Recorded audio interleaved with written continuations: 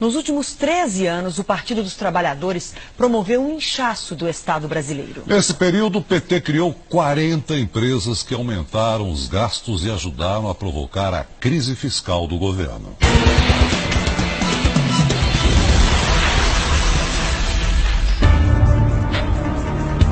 Governar é abrir empresas. Este bem que poderia ser o lema do PT no poder. Em 13 anos, Lula e Dilma criaram 40 novas estatais no Brasil. De seguradora a empresa de logística, de laboratório de biotecnologia a canal de televisão. Se funcionassem como empresas privadas, que dependem apenas do próprio caixa para sobreviver, muitas delas já teriam fechado as portas, pois operam no vermelho desde que entraram em operação. É o caso da Sete Brasil, a empresa criada para produzir navios para a Petrobras, que acumula prejuízo de 26 bilhões de reais. E a TV Brasil, a emissora pública criada em 2007, que acumula um rombo de 6 bilhões de reais. O Brasil apostou numa espécie de aventura expansionista, né? Ou seja, a velha ideia de tentar retomar o desenvolvimento do país com investimento público, a criação de estatais, não é? E aí eu acho que houve um estímulo ao consumo como grande saída do país. Eu acho que aí o Brasil se perdeu. O problema não é apenas a viabilidade financeira das novas empresas. Para uma estatal funcionar, é preciso gente para trabalhar. O número de funcionários das empresas públicas federais cresceu de 35 mil em 2002 para 67 mil este ano. É quase o dobro. O gasto com salários no mesmo período subiu de 1,5 bilhão de reais para 7,5 bilhões. O inchaço da máquina se estendeu ao Poder Executivo Federal. O total de servidores no país saltou de 810 mil em 2002 para mais de 1 milhão no ano passado. Entre concursados e cargos de indicação política, o PT criou, em média, 20 mil vagas por ano. Haja imposto para sustentar uma estrutura tão grande. Isso tudo acabou, acho que, eclodindo a crise em 2013 em diante, quando a crise econômica fez com que o PIB caísse, né? E com isso o nosso déficit fiscal explodisse.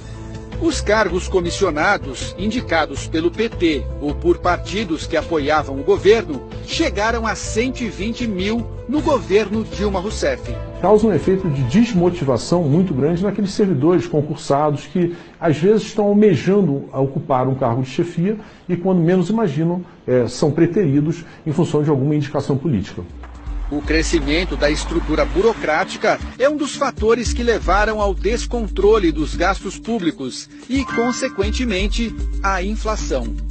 Sem ter de onde tirar mais dinheiro para sustentar a máquina, a aventura expansionista jogou o país na recessão. Num governo sem projeto, né, o que sobra é a cooptação, pura e simples, né? Agências reguladoras, estatais, e assim por diante. Isso foi muito negativo, é um dado muito negativo dessa experiência. Para piorar o quadro, os indicadores negativos da área econômica pegaram o governo Dilma Rousseff num momento de fragilidade, por conta do maior escândalo de corrupção da história do país. Os crimes cometidos na Petrobras e em outras estatais não têm digitais apenas do PT, mas de vários partidos políticos. No entanto, a crise veio à tona após 13 anos do partido no poder, o que leva a crer que o PT teve papel de destaque no escândalo agora revelado. Seria o discurso da honestidade apenas demagogia para alcançar o poder? Eu acreditava naquilo. Quando eu deixei de acreditar, falei, peraí, eu estou fora disso. Né? Não me confundam. E paguei o preço que tinha que pagar. Paulo de Tarso foi líder estudantil, guerrilheiro e petista. Nos anos 90, se decepcionou com o partido que ajudou a fundar. Na época, era secretário de Finanças em uma prefeitura petista no interior de São Paulo. Descobriu que havia um esquema de favorecimento em licitações para a empresa de consultoria do advogado Roberto Teixeira, amigo de Lula. Eu fiz tudo que tinha que ser feito. Fiquei durante 4 anos tentando levar a discussão do que eu tinha apurado, as provas que eu tinha, para que o partido discutisse. E eu só resolvi, em determinado momento, torná-las públicas, essas provas todas, porque eu não queria ser cúmplice. O caso se transformou no primeiro escândalo de corrupção no PT. Expulso do partido, Paulo pagou um preço alto pela coragem de denunciar.